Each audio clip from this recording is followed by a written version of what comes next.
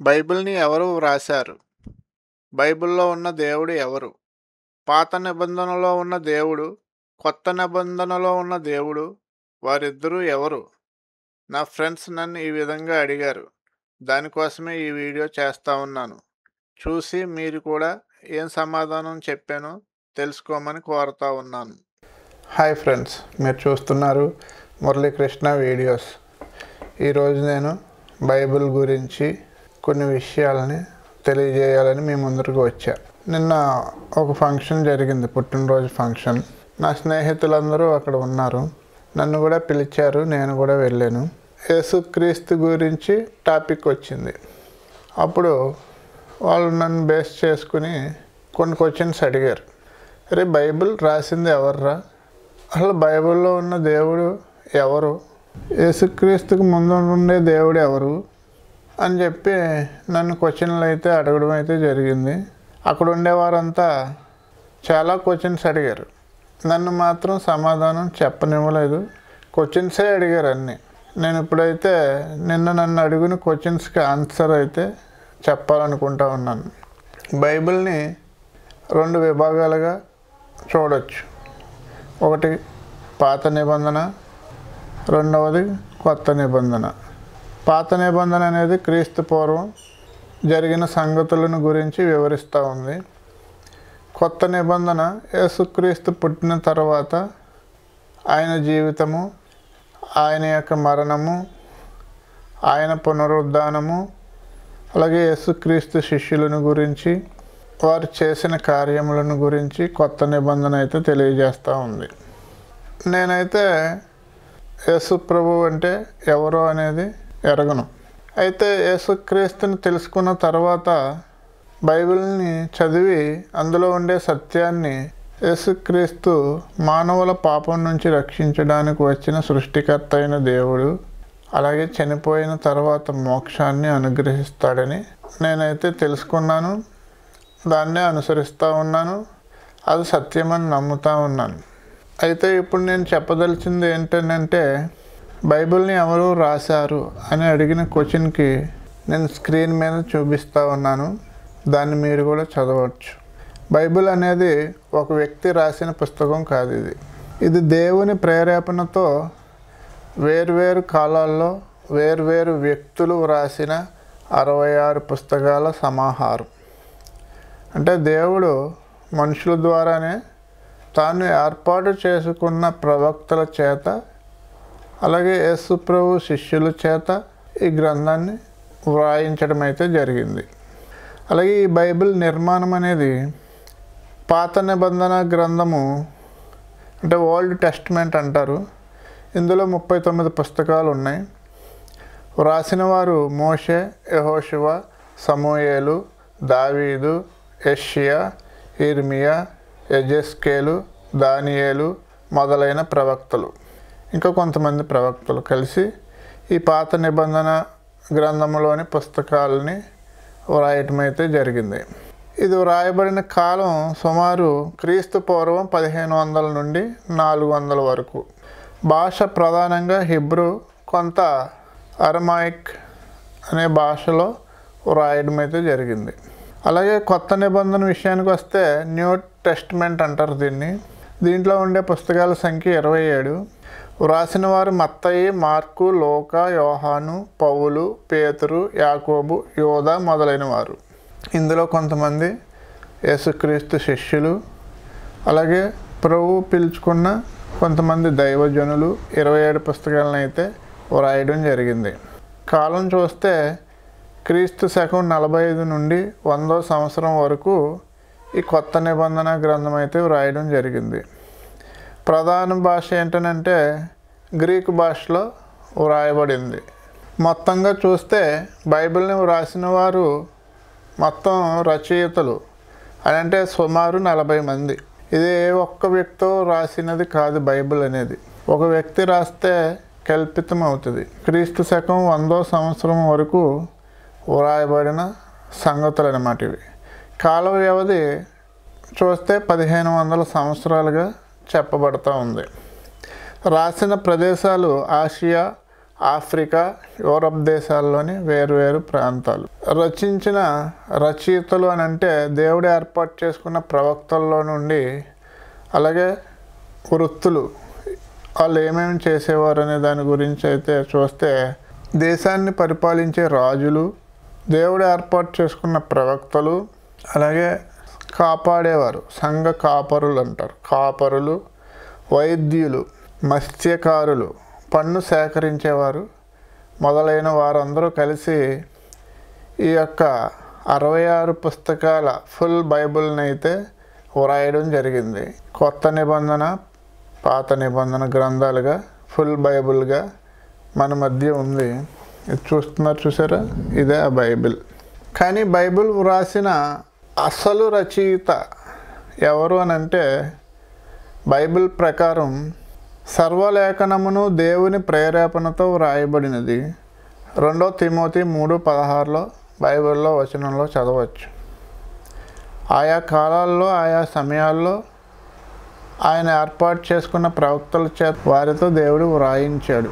అంటే మనుషులు వ్రాసినప్పటికీ వారు దేవుని ఆత్మ చేత ప్రేరేపింపబడి వ్రాసారని క్రైస్తవులు నమ్ముతారు. నేను కూడా నమ్ముతాను. కానీ దాని వెనుక ఉన్న రచయిత ఎవరు అని అంటే సృష్టికర్త అయిన దేవుడే.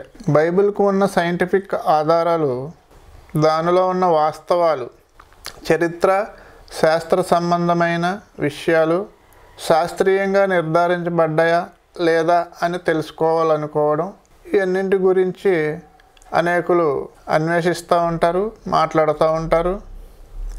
అలాగే చరిత్రలో బైబిల్ గురించిన సత్యాలు ఏమున్నాయి అని పరిశీలిస్తూ ఉంటారు. ఈ ప్రశ్నకు 3 కోణాల్లో సమాధానం చెప్పవచ్చు. మొదటిది చారిత్రాత్మక ఆధారాలు, హిస్టారికల్ ఎవిడెన్స్ అంటారు. బైబిల్ గురించిన అనేక ఆధారాలు ఉన్నాయి. బైబిల్లో చెప్పిన అనేక సంగతులకు, అలాగే అనేక సంఘటనలకు రాజులు, నగరాలు, సంస్కృతులు, చరిత్రలో నిజమని పురావస్తు తవ్వకాలు నిర్ధారించాయి. ఎరికో నగరం తవ్వకాల్లో ఆ నగరం గోడలు పడిపోయినట్లు కనుగొన్నారు. యెహోషువ పుస్తకంలో చెప్పినట్లుగా బబులోను రాజు నెబుకద్నెజర్ బబులోనియన్ శిలాఫలకాలపై అతని పేరు, యుద్ధాలు లభించాయి. పిలాతు యేసును విచారించిన రోమన్ గవర్నర్ పేరు 1961లో సిజేరియా తవ్వకాల్లో దొరికింది. దావీదు రాజు హౌస్ ఆఫ్ డేవిడ్ అనే రాతి శాసనం ఇస్రాయెల్ 9వ శతాబ్దం క్రీస్తు పూర్వం నాటి ఆనవాళ్ళు అయితే లభించాయి. రెండవదిగా చూస్తే శాస్త్ర సంబంధ సూచనలు. బైబిల్ శాస్త్ర పుస్తకం కాదు, కానీ దానిలో ఉన్న కొన్ని వచనాలు శాస్త్రీయ సత్యాలకు ముందుగానే సూచించాయి. అంశం బైబిల్ వచనం శాస్త్రీయ సత్యం. చూడొచ్చు స్క్రీన్లో మీరు.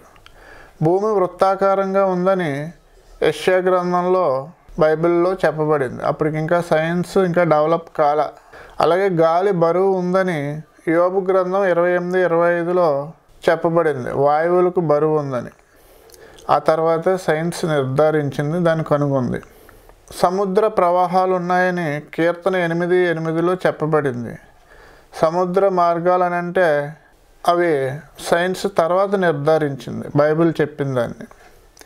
సైన్స్ డెవలప్మెంట్ లేనప్పుడే దేవుని ద్వారా అనేక విషయాలు ప్రజలకు తెలియజేయబడ్డాయి.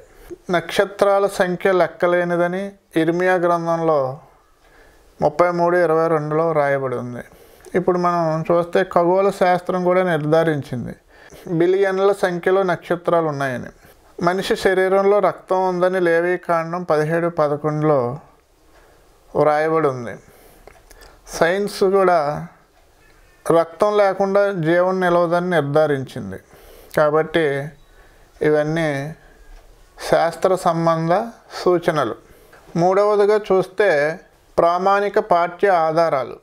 బైబిల్కు ప్రపంచంలోనే అత్యాధునిక ప్రాచీన ప్రతులు ఉన్నాయి. ఉదాహరణకు డెడ్ సీ స్క్రోల్స్ అంటే క్రీస్తు పూర్వం 200 పాత నిబంధనలోని వచనాలు. క్రీస్తు పూర్వం 200 సంవత్సరాలకు ముందర పాత నిబంధనలోని వచనాలు దాదాపు యథాతథంగా ఉన్నాయి. అంటే వాటి చరిత్ర ఆధారాలతో సహా యథాతథంగా ఉన్నాయి ఇప్పటికీ. అలాగే కొత్త నిబంధనకు 5,000 గ్రీకు ప్రతులు ఉన్నాయి. ఏ ఇతర ప్రాచీన గ్రంథానికి అంత సంఖ్యలో లేవు. ఇలియడ్ లేదా ప్లేటో రచనల కంటే 100 రెట్లు ఎక్కువ ఆధారాలు ఉన్నాయి బైబిల్కు. తేలిగ్గా చెప్పాలంటే ఇప్పుడు మనం బైబిల్ చారిత్రాత్మక సత్యానికి దగ్గరగా ఉంది, అలాగే శాస్త్రపరంగా విరుద్ధంగా లేదు, మరియు దాని పాఠ్యాలు దాదాపు యథాతథంగా రచించబడ్డాయి. కాబట్టి బైబిల్ సైంటిఫిక్ టెక్స్ట్ కాదు, కానీ అందులో ఉన్న విషయాలు శాస్త్రము, చరిత్ర, పురావస్తు పరిశోధనలతో విరుద్ధంగా లేవు. కొన్నిసార్లు వాటిని ముందే సూచించాయి కూడా. కాబట్టి బైబిల్ ఒక సత్య గ్రంథం అని నేను నమ్ముతా. బైబిల్ని ఎవరు రాశారని నన్ను అడిగిన క్వశ్చన్కు ఇప్పుడు నేను చూపించిన ఈ రీజన్స్ అన్నీ మీరు విని తెలుసుకుంటారని ఆశిస్తూ ఉన్నా. బైబిల్లో దేవుడు ఎవరు అని చాలామంది అంటూ ఉన్నారు. యేసు ప్రభు 2000 సంవత్సరాలకు పూర్వం వచ్చాడు కదా అని. సర్వ సృష్టికర్త దేవుడు ఆయన తండ్రిగా మనందరికీ తను తెలియజేసుకోవడం అయితే జరిగింది. ఆయన పేరు యెహోవా అని బైబిల్ చెప్తూ ఉంది. ఆయన కూడా యెహోవా దేవుడిని చెప్పినట్లుగా మనం చూడవచ్చు. పరలోకంలో తన సింహాసనం మీద ఆసీనుడై ఉండి యెహోవా దేవునిగా ఆయన తెలియజేసుకున్నాడు, సృష్టికర్తగా ఆయన తెలియజేసుకున్నాడు. అయితే మరి యేసుక్రీస్తు ఎవరు అని మీ యొక్క డౌట్. ఏ దేవుడైతే మనకు తండ్రి అయి ఉన్నాడో ఆ దేవుడు మానవులను రక్షించాలని, మానవులను వారిని మరణం నుంచి తప్పించాలని, వారికి మోక్షాన్ని ఇవ్వాలని ఈ లోకంలోనికి కృపాసత్య సంపూర్ణునిగా, ప్రేమమయునిగా, దయామయునిగా ఈ లోకంలో కన్యక గర్భాన జన్మించాడు. ఆయనే ప్రభువైన యేసుక్రీస్తుగా బైబిల్ తెలియజేస్తూ ఉంది. ఇప్పుడు నేను చూపించిన ఆధారాలతో సహా నిరూపిస్తూ ఉన్నాయి. కాబట్టి సృష్టికర్త అయిన దేవుడు 2000 సంవత్సరాలకు పూర్వం ఈ భూమి మీద కన్యక గర్భాన జన్మించాడని చరిత్ర, బైబిల్ అనేక ఆధారాలతో తెలియజేయబడతా ఉన్నాయి. కాబట్టి ఇది సత్యమని నిరూపించబడింది. సత్యాన్ని ఎవరు మార్చలేరు. ఈ గ్రంథాన్ని దేవుడే తన ప్రవక్తలు జనుల చేత రాయించాడు. పాత నిబంధనలోని దేవుడు, కొత్త నిబంధనలోని దేవుడు ఒకటే. అయితే ఆయన మానవ రూపంలో జన్మించాడు, అందుకనే యేసు ప్రభువుగా పిలువబడ్డాడు. దేవుడు ఒక్కడే, దేవునికిని మనుష్యునికి మధ్యవర్తి ఒక్కడే, ఆయనే ప్రభువు అయిన యేసుక్రీస్తు. నా పాపముల నుంచి విడిపించి మానవుని రక్షించాలని యేసుక్రీస్తు జన్మించాడు. కాబట్టి మనం యేసు దేవుని కుమారుడిగా పిలువబడ్డాడు. అంతేకాదు సంపూర్ణ మానవునిగా ఈ భూమి మీద జన్మించి ఈ భూమి మీద జీవించి ఆయన యేసుక్రీస్తు మానవునిగా దేవునిగా 2 విధాలుగా కూడా ఆయన దేవుడై ఉండి మానవులకి సత్యాన్ని అయితే తెలియజేశాడు. ఆ సత్యం ఏంటనంటే ఇప్పుడు క్రైస్తవులు ప్రకటిస్తూ ఉన్నారు కదా సువార్తని. ఆ సువార్త సత్యం ఏంటనంటే దేవుడు ప్రేమామయుడు. ఆయన మానవుల ఎడల ప్రేమ కలిగి ఈ భూమి మీద జన్మించాడు. ఆయన నేనే మార్గమును సత్యమును జీవమునని తెలియజేస్తూ ఉన్నాడు. ఏ దేవుడైతే మానవులను కలుగజేశాడో ఆ దేవుడే క్రీస్తుగా ఈ లోకానికి వచ్చాడు.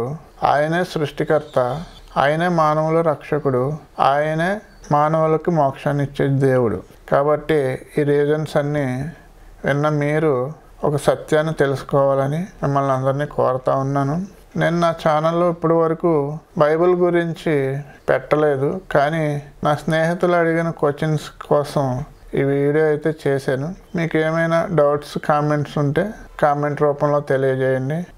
నా ఛానల్ని అయితే సబ్స్క్రైబ్ చేసుకోమని కోరుతా ఉన్నాను.